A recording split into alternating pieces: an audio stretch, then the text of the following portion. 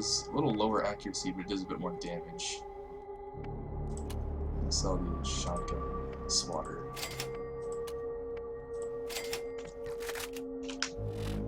Swap to the pistol. Oh yeah.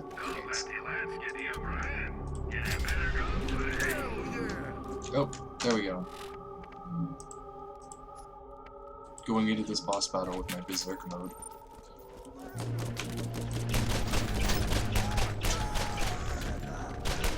And these are the first enemies you run into that have shields? I think they're the first enemies you run into that have shields.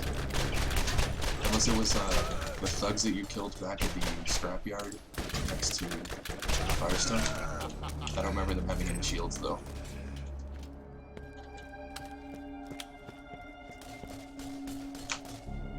I think it's F. It changes towards me into a Berserker. Oops, I crouched. Get back here, you squirmy person. Also, I'm terrible at insults. I'm not good at on-the-spot insults. Unless I'm pissed. Then I can insult anyone and everyone.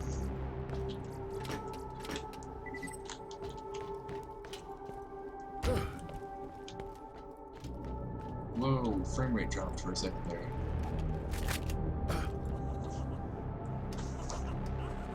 First boss of the game. Wrong dog. Ah, yeah. Look at those nipple spikes right there.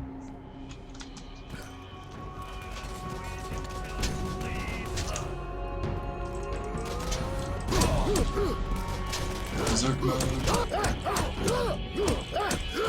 Look how weak this guy is in Berserk mode. Look at that, his king.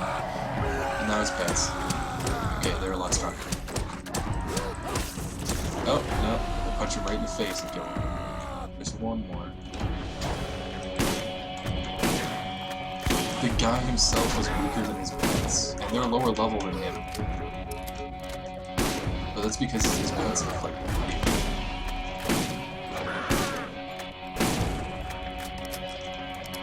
Oops, got stuck.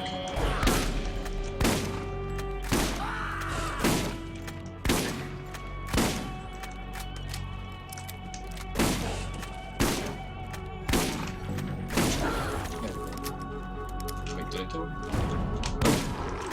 Give me something else to do. Get him with a nipple punch. Dude, that would hurt so bad. Especially since he's got, Brick has the bear paw or whatever. So punch the spike with that. Brick is then left uninjured, and his spike is just being punched through your chest.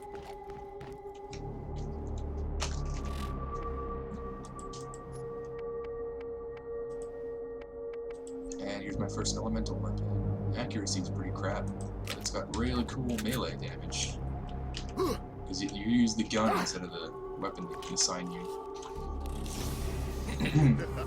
SMG that I'm going to sell because I don't need those. A pistol I don't want. So items I can sell. Bosses never have anything good. None of the first level bosses have anything good. What's his name? Sledgehammer has a really cool shotgun you can get. And a second. Talking about piercing. Dude, pierces chest. Have you seen those internal piercings? Where people make the internal horns or whatever, so you can see the skin like jutting out, but you can't see the metal? It's like that. Except it would be a forced internal piercing. Because he has no choice.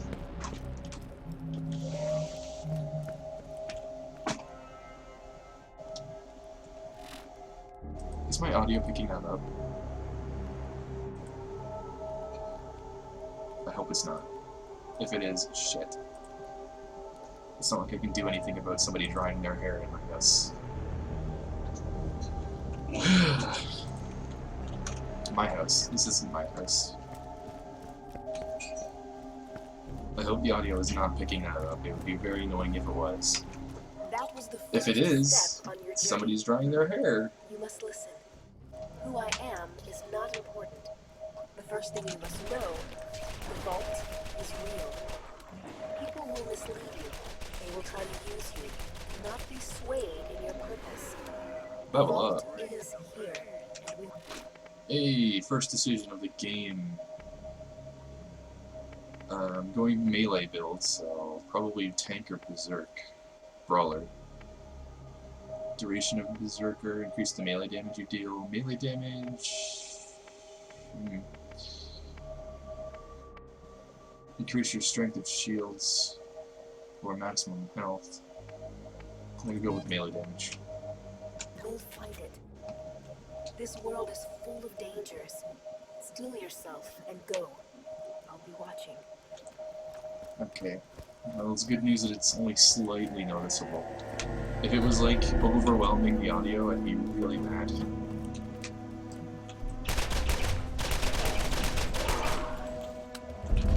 Luckily my door is closed. If it was open, it'd be so much louder.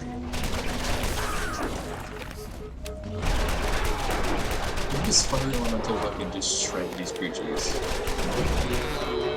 It's just crazy. Can't wait to get the corrosion weapons because they go right through shields and through skin and metal. They're typically my favorite elemental weapons.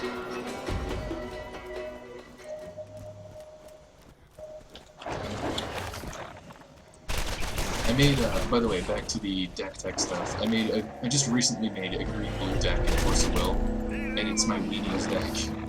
It's like really low cost, low damage defense creatures.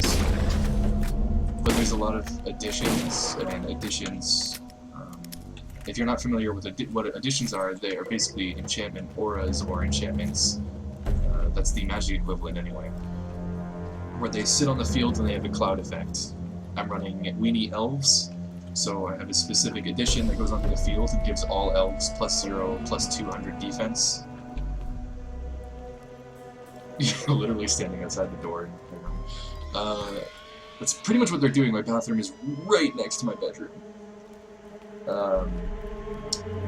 So it gives +0 defense, +0 attack, +200 defense to keep my weenies alive and very much annoying.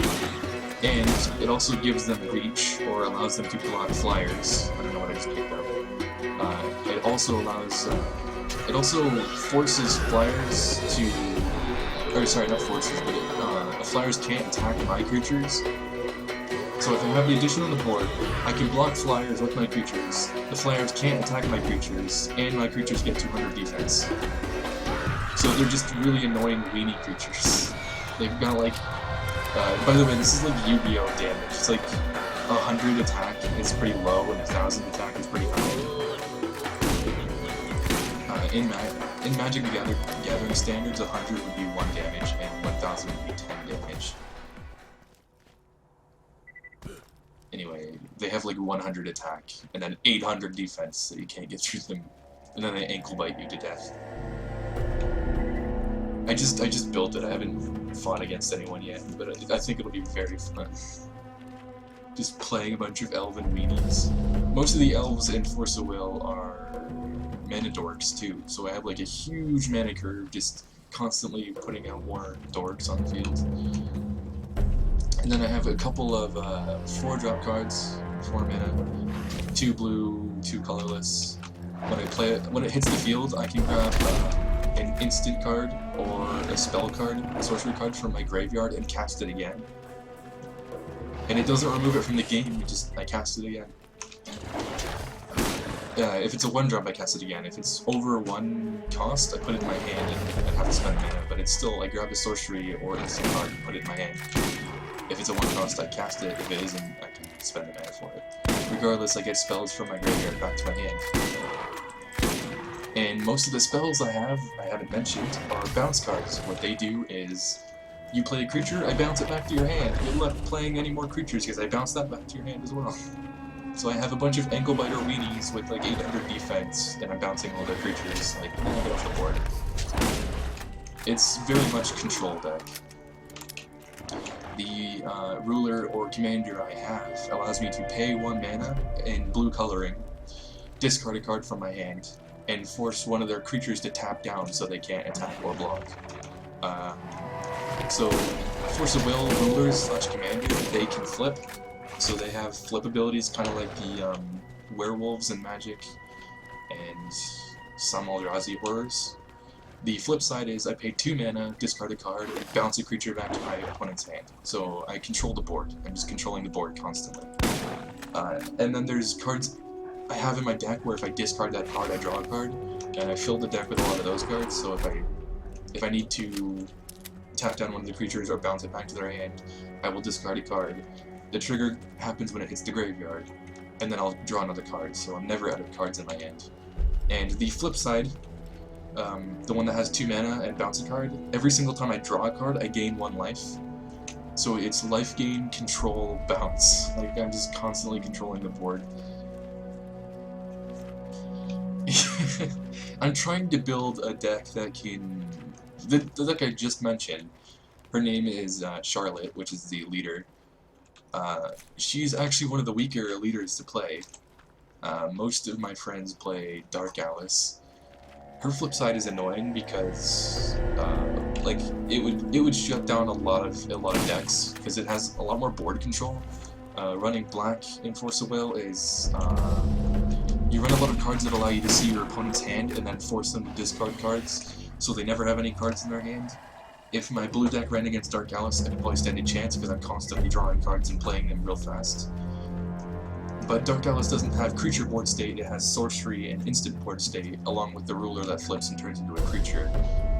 So it's, instead of overwhelming you with weenies, it's one large creature that's nearly indestructible, and her ability is 2 black mana, and all creatures on your opponent's board get -2, -2 for the rest of the game. It's called God Art, and you can only use it once per game. But it's like 1 ability on every ruler that can be cast. The newer ruler is the one I just mentioned, Charlotte. She doesn't have a Guard Art. Instead, her ability is pay 2, discard a card, bounce a card. So I kind of like her a little better because you bounce a lot more stuff. Yeah, Force of Will is very, very deadly. It's really fun, but the community kind of died out a while ago, and now, because of the new sets coming out, everyone is kind of starting to come back. It's because the set I just mentioned, Dark Alice, along with, I'm going to mention names you probably won't recognize, Melgus Blazer, Galapis, what else, Rezard. A lot of the rulers in the older set are being replaced in September. So once they're rotated out, the community's going to fill up again, because most of the bullshit cards are going to be gone. Which is why I'm building decks in the newer set, because come September, the cards I was using are going to be rotated out. So I decided to just make decks with newer cards. My tournament-style deck only has 4 or 5 cards that are going to be rotated out in September, which is very easy to replace, because there's a new set coming out in September along with the rotation, and the colors I'm running are perfect because they're going to be pretty friendly in that set. I think I mentioned the colors already, but I'm not going to say it again, just in case anyone joined in who's in the community.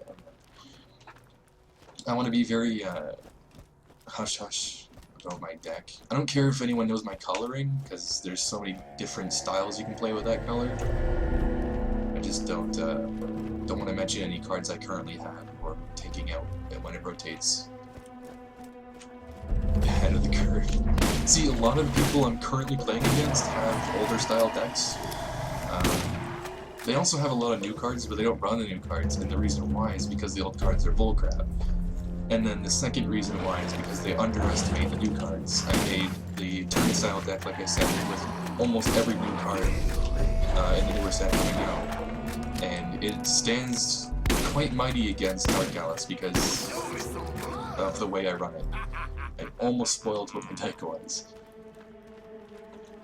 Just the way I run it, it can easily defeat Dark Alice if I don't misplay. which I have a habit of doing because I jumped the gun too many times.